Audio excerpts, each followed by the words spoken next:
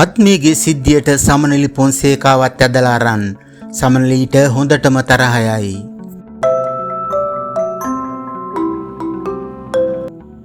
තම පියා ඝාතනය කළ පලිය ගැනීමට ගණේමුල්ල සංජීව අධිකරණය තුලදී පසුගිය පෙබරවාරි 19 වෙනි දින ඝාතනය කිරීමේ සැලසුම සකස් කළ ඉන්දුනීසියාවේදී අත්අඩංගුවට ගත් කේල් බද්දර පද්මේ විසින් තම දුරකථනයේ තිබූ ජනප්‍රිය නිලියන්ගේ වීඩියෝ පට රහස් පොලිසියට හෙළි කිරීම හේතුවෙන් ජනප්‍රිය නිලියන් කිහිප දෙනෙක්ගෙන්ද මේ වන විට රහස් පොලිසිය ප්‍රශ්න කරමින් සිටිනවා.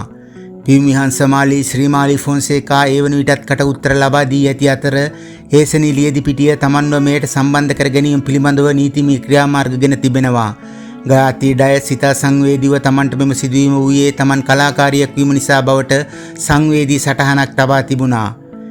කෙසේ නමුත් ජනප්‍රිය රංගන ශිල්පිනී සමනලි ෆොන්සේකාගේ නමද මේ වන විට සමාජ මාධ්‍ය තුල දක්නට ලැබෙනවා. ඇය සම්බන්ධ වීඩියෝව AI වීඩියෝවක් බවට ඇය පැවසූ බවද එහි සඳහන් වනවා. නමුත් සමනලි ෆොන්සේකා මුහුණු පොතේ සටහනක් තබමින් පවසන්නේ තමන් එම ප්‍රකාශ කිසිවක් නිකුත් නොකළ බවත් එය විපක්ෂයේ මඩපැල කාය විසින් ඔවුන්ගේ බංකොලොත්භාවය වසා ගැනීමට තමන් යොදාගෙන ඇති බවටයි. එය ව්‍යාජ පුවතක් බවටයි ඇය වැඩිදුරටත් පවසා ඇත්තේ.